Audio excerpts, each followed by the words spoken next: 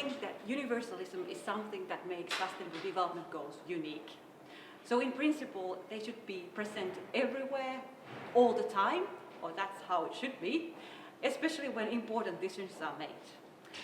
If I think my personal life, so for me personally, universalism implies, everything that has to do with my everyday choices.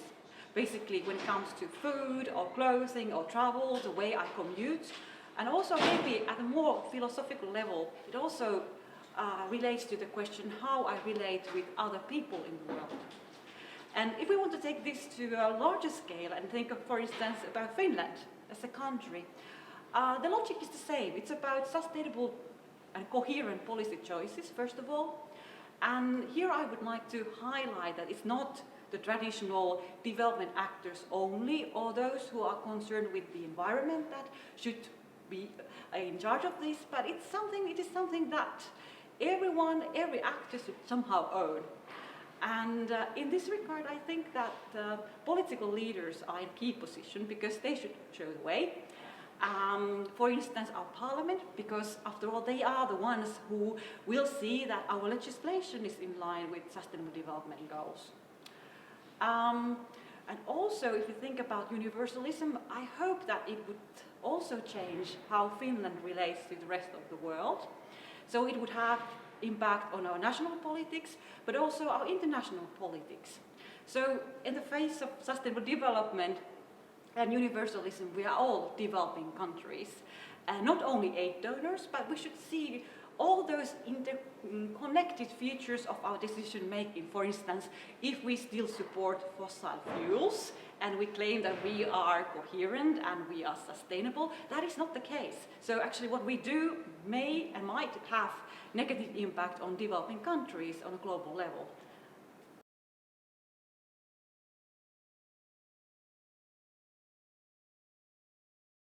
Well, this is an interesting question because I think that the EU, since the beginning, if you think about, for instance, the Rio process, the EU has been very active in advocating sustainable development. However, I would also claim that the idea of sustainable development is not equally shared and owned all the EU member states or the EU institutions or policy sectors. For instance, there's a lot of evidence that, for instance, the common agricultural policy or EU's fisheries policies are quite controversial when it comes to sustainability. But then on the other hand, the EU has a treaty obligation to take into account development objectives, and basically that should be present in everything that EU does. But now I think that the important thing with Sustainable Development Goal and with the new agenda is that that might really provide the EU with concrete guidelines. So alone, the idea of taking account of doesn't really mean anything, but we have to really understand, what we are supposed to do, and if we are incoherent, how we should correct our behavior. So I think that SDGs, all 17 of them, would provide this kind of impartial tool for policy actors such as the EU.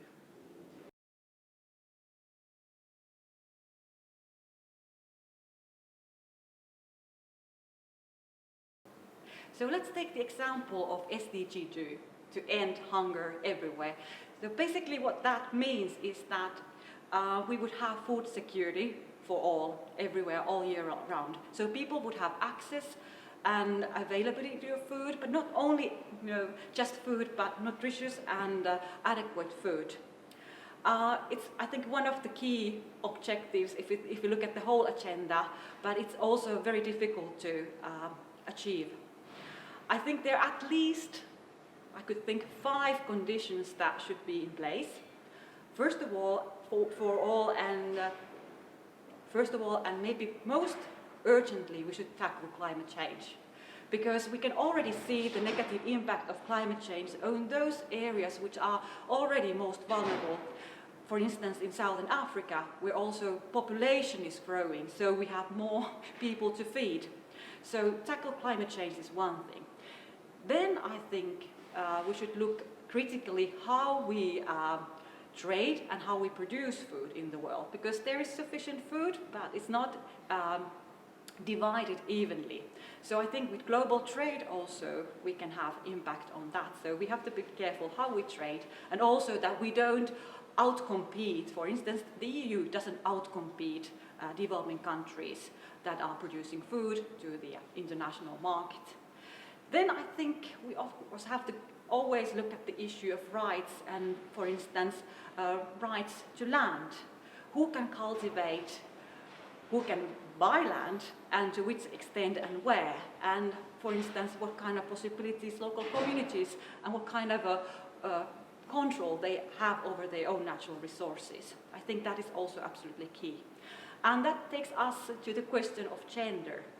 Land ownership, right to inherit land, right to have education when it comes to agriculture, and how to increase productivity. If we think about that, majority of subsistence farmers are normally women in those countries. So we cannot really solve this problem without them. And maybe last point, which is very universal, we have to stop wasting food. And this also is a challenge for us in Finland, because we know that globally, I mean, there's 1/3 of food available wasted. And this is a problem at both ends, so up in the north or also in the south, where we don't get the produce quickly to the markets. And that's why we have these shortages. So this also only goes to show how complicated this equation is, but we have to be able to think about it holistically.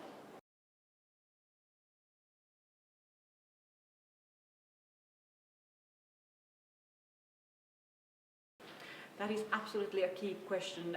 I think that we need to get private sector on board, but also really and truly become part of the solution. And here I think we have to be very careful and precise what we imply, what we mean by this when we talk about private sector. In developing countries, I think it's very important that we enhance the local private sector, because we need more jobs, more decent jobs, we need more sustainable growth, and more possibilities to have different kind of livelihoods and secure them.